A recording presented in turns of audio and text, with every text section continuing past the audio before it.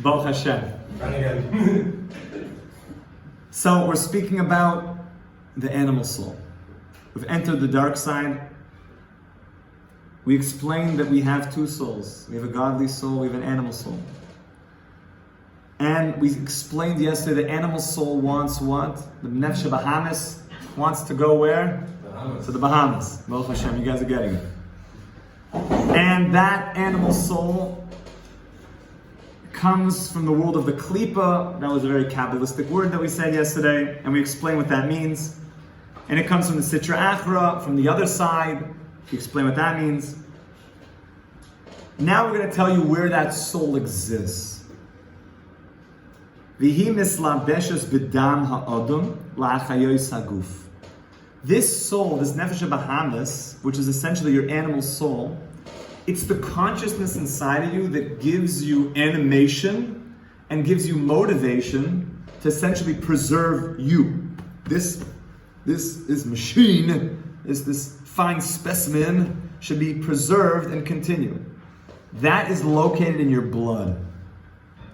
Now, it doesn't mean if you take a microscope and you start looking into the blood, you're going to see like a soul pop out, some Nefesh Bahamas soul pop out at you. But it means the following. Is a soul physical or spiritual? Spiritual. Spiritual. Is your blood physical or spiritual? Physical. So how do you get something which is spiritual to stick on to something which is physical?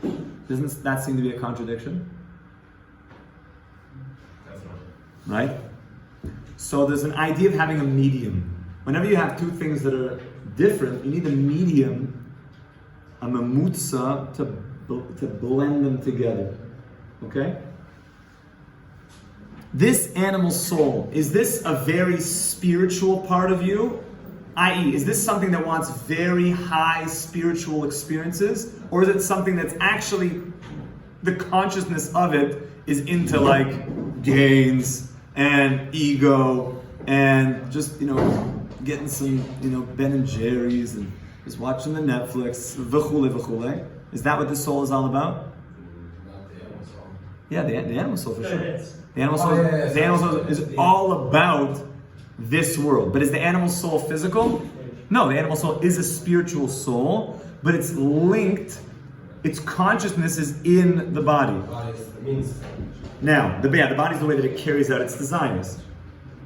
What's the most spiritual part of the body, so to speak? The blood. Why? Interestingly, It makes the body work. the blood, well, from that perspective, I might think that it's the most physical part, but the blood, if I want to find out something about you, what do? I take a blood test. What's in the blood? The DNA. When you look at blood and the strands of DNA, you know how far, if I unwind the helix, how much DNA, how far that stretches? To the sun back many times.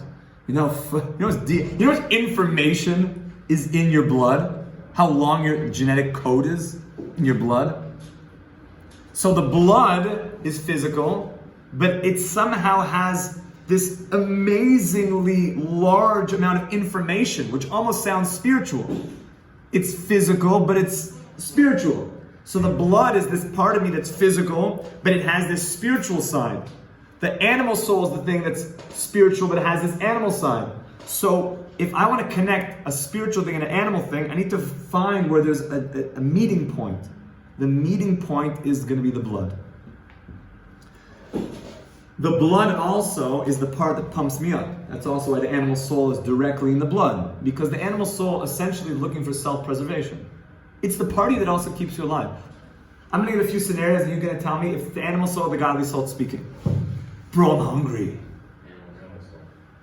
Who wants to get some good food? I just want to feel healthy. It's harder. What do you say? Why? Why do you want to feel healthy? Preserve the body. Because I want to feel. Isn't it a good thing to feel healthy? I feel so good. I feel like such a good person when I'm healthy. I feel so good when I'm healthy. Animal soul. Really? Animal? Has nothing to do with Torah. Animus. Beautiful. It's the animal soul. What about? I want to give tzedakah because I want my name. To be. Animal soul. Answer yourself. It's for myself. But I did something good. It's for your ego. We're going to learn an amazing concept that the animal soul has both a tov side and a ra side. Interesting to note. That your animal soul, even though predominantly it's just trying to take you into your own self, you can actually get it to do a lot of mitzvahs because it has a side of tov. But the tov of the animal soul's motivations will never be as pristine as the good of the godly soul. We haven't even talked about the godly soul yet. The godly soul, we're going to start in the second chapter, and it's like you're on cloud 9 once you start getting into the godly soul. We're still just in the world of the animal soul. So, one more. Give me another case. Just give me something that happened today that you saw. And I'll tell you if it's the godly soul or the animal soul. You'll I saw a beautiful sunset. beautiful. That's a perfect example. Wow. You bring a friend out there and It was say, cool. I saw such a beautiful sunset. Yeah. What was saying that? What was feeling that? I saw such a beautiful sunset. Yeah, but what was the eyes were just a means to let me experience something. What my animal soul, my godly soul? My godly soul? The animal soul. It's Animal physical. It's your animal soul. It's just something in your body experience. I'm so great. I mean, the godly soul. It's an insight into God. Yeah. So the answer, Manny, is like I've been saying. If I connect that to Hashem, it's my godly soul. If I just, it's a sunset. It's cool. It's cool. It's cool. You know, maybe I'll paint it even. That's cool. Maybe become a painter. That's nice. Maybe become. Where do those thoughts come from? If the thought is rooted in a connection to Hashem, it's godly soul.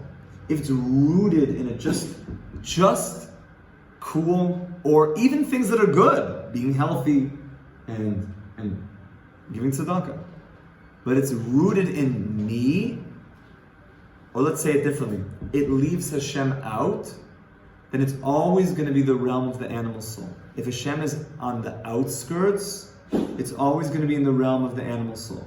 As soon as you pull Hashem into the picture, now you've entered the potential of bringing that into the godly soul. Once Hashem is there. Okay?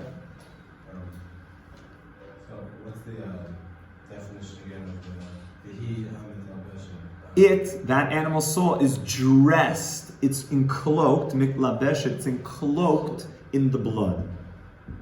Didn't we just say it was the peel? Pardon? Didn't we just say it was like the peel on the outside? Metaphorical. Metaphorical means because we're going to see actually the animal soul is going to be where's the godly soul hiding? Inside the animal soul. So you have the animal, the godly soul is the deepest part of you. The peel of that is the nefesh habahamis, the animal soul, and around that is the blood and the body and everything else. Yeah. So you said that the body wants to preserve your body and your physical self. So why does our body make us want to do things like smoke and do unhealthy stuff? Because the body, as much as it likes to preserve itself, good question, is so involved with immediate pleasure that it will even do things against its own well-being. It will destroy itself. It'll do crazy things. Bro, you know that's bad for you. You shouldn't. Why are you smoking? It's horrible. You're ruining your life. Leave me. You tell like a 70-year-old smoker. You know, like it's ruining your life. He's gonna look at you like, buddy. That's what I do. Like what? Don't get it. Ruining your life. Like, you know, far down the road. Like how far I am on this train. The animal soul can hijack a person completely. Yeah. So from the sunset example, it started off with the animal soul speaking, and then it was the godly soul? No, it could be that the second you see, if you're in tune with your godly soul, the second that you see a beautiful sunset, you can immediately see Hashem in that sunset. It's beautiful. When you see a sunset, ideally you should be aroused the feelings of Hashem. You're just drawing me something way more beautiful than a Mona Lisa. This is amazing. This is gorgeous. Thank you. Especially when you see really beautiful sunsets. I don't know if anyone here has ever seen what's called the Northern Lights. You guys know what the Northern Lights are? It's like in heaven there's dancing of purple and pink and violet and and moving through the sky. It's so beautiful. Hashem is making that happen. It's unbelievably gorgeous. So when you look at that, when you see something beautiful, you should almost just start crying. It's so gorgeous that Hashem, you made such beautiful things. And that's why we have blessings on many natural things that we see. You see huge mountains, you make a bracha. You see the sea, you make a bracha. You see it. You're hearing the thunder. You see, when you see certain phenomena, that you're just, wow. If you've been to the Alps, or you've been to the Rockies, it's like, wow, Hashem.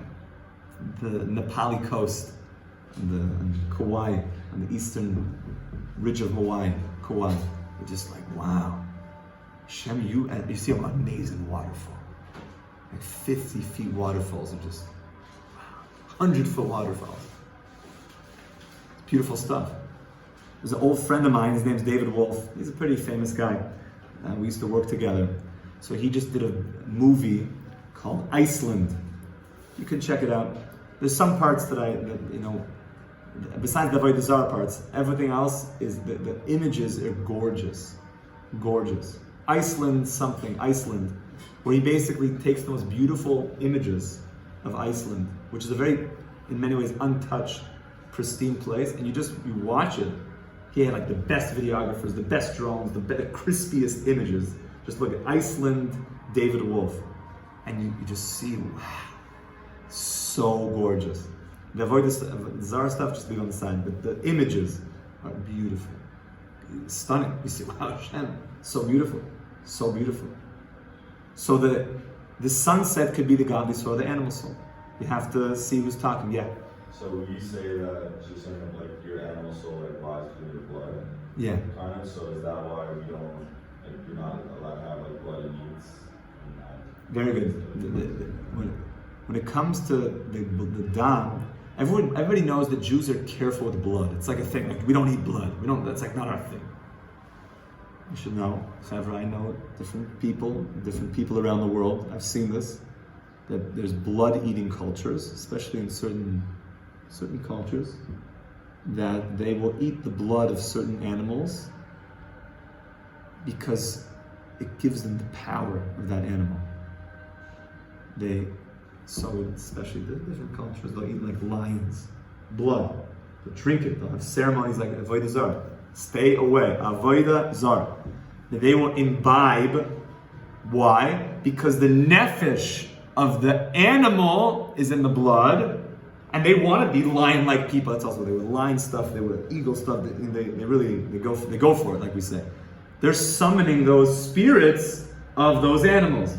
Now, for a yid, that's mamish Avodah Zarah. We can be like a lion by waking up in the morning like that, but not that we are drinking the blood, not that we are trying to worship or become. We're just using their qualities, but not to take the nefesh of the animal. That's why we're very careful from imbibing blood, because that's essentially it. It's increasing animal soul. That's why a lot of these ceremonies, the person gets very pumped up in the animal soul. Remember, the animal soul is a soul, but it's a soul that's always going away from Hashem. It's a concealing from Hashem. But like we mentioned in last class, it comes from the world of klipa, which is a shell.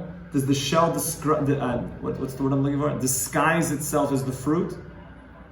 Yeah, that's the nature of a shell, is it makes it look like it's the fruit itself. So the animal soul, which is the shell, will convince you, this is all part of Purim Torah and monkeys. Monkeys are very interesting because monkeys actually pretend a little bit like they're humans. So your it's a funny thing, right? Your animal soul is like a monkey.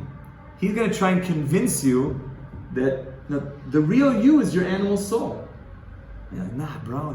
It's like, yeah, you want to go and you want to, maybe cheat a little bit and advance in your business, and everything is about you being the top. That's the motivations of the animal soul. So, just as a way of you guys really making this down to earth, start to observe your thoughts over the course of the next day. Observe the motivations that go behind your decision making. For example, everyone's going to go, they're going to get ready for dinner. You have an hour now. Observe the thoughts that come into your mind for the next hour. And think, did that thought come from my godly soul or my animal soul? Now, that could be any number of things, right? People are going to walk out of here and do basically anything. Watch yourself for an hour and see, what am I thinking about and which soul is it being motivated from? One of the ways to see, is this somehow about Hashem? Remember, Hashem could also be you getting something to eat and calling at your mom and being involved in something in this world too. Going to the gym could be also, if you're doing it to be close to Hashem. So it doesn't just mean physical things of the animal soul and like sitting in the base bench of the godly soul. All the physical things can be from the godly soul, but take note, why am I doing this? Most of the world doesn't really think why they do things. They just do things because they just want to move forward in life. But do they think, where is this all going? What's the motivation? I want to become rich. Why? So I can have a big house. Why? So I can support a family. Why? Because I can be a good guy. Why? For what? Just to be a good guy? That's very nice. But is there a greater purpose to that? I don't know. That's what my friends do. The ones that I look up to. Why are they doing it? Most of us don't think, we just are acting. We're human doings, not human beings. You have to be a human being. Be conscious of the actions, as opposed to just doing. We're just always doing, without necessarily thinking. This type of exercise, the Tanya has broken consciousness down. He said, if you guys are getting what's happening, he broke consciousness down to one of two motivations. Either it's the voice of your animal soul pushing you in a certain direction, or the voice of your godly soul pushing you in another direction. And ideally, where you can get to, that's why we began by saying this is the long, short path. It takes a long time, but in the end it's going to be short when you get to Shemayim. Is that you can get to a certain state where you're going to be hyper-conscious to only act from the godly soul. And the animal soul will not be a motivating factor. You'll be able to watch it, observe it. You can become higher than it. It's called habata. You can see it. You can see its convincing arguments, like that slick used car salesman. I think you really like this car. It's going to be great for you. The color's perfect. You're like, it doesn't have a muffler. And it's like, it needs a new engine. It's like, oh no, that's it. It's not even, there's not even one in there. No. It's just buy it. And he's like, here's the paper. Sign the dotted line here. Like, you're very convincing. You got that nice smile, that perfect, white tooth smile. It's like too perfect. Like Biden. It's weird. It's too perfect. Anyways, be careful of these voices of the animal soul, because it will try to swerve you in other directions. The more that you become attuned to that voice, you know who is talking. That's basically all of life, is to start to become conscious of the motivating factors inside of my life, and you start to become aware of actually who's talking. And once you hear the voice of the animal soul, you start to recognize, I know you. I know, but I thank you for the offer. No, thank you. Thank you for the offer. No, thank you. And you're able to hear the voice of the godly soul and start to follow it. And it takes time. So now, at this point in the Tanya, your practical takeaway is just start to think. I'm not talking about acting on any of the voices. Just see if you can discern the voices. And start to ask yourself, so who's talking? You're going to hear a bunch of voices. In about 30 seconds, there's going to be all sorts of voices in everyone's heads here. And some are going to say, do this, let's do this. Even just take the phone out of your pocket. Why do I have to do that?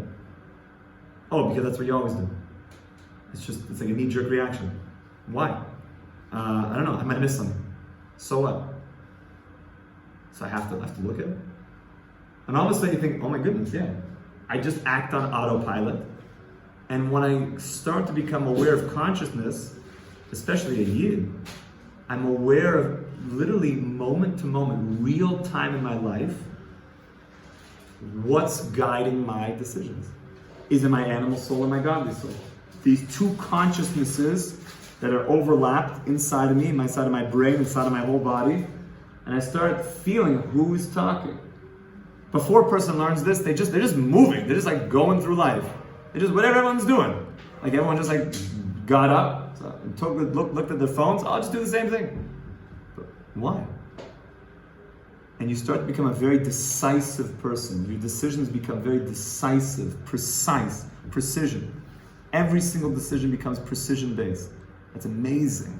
It's amazing. And then you start getting higher and higher, more and more consciousness. To be continued, Rabbi Say Yeshua. Have a wonderful night.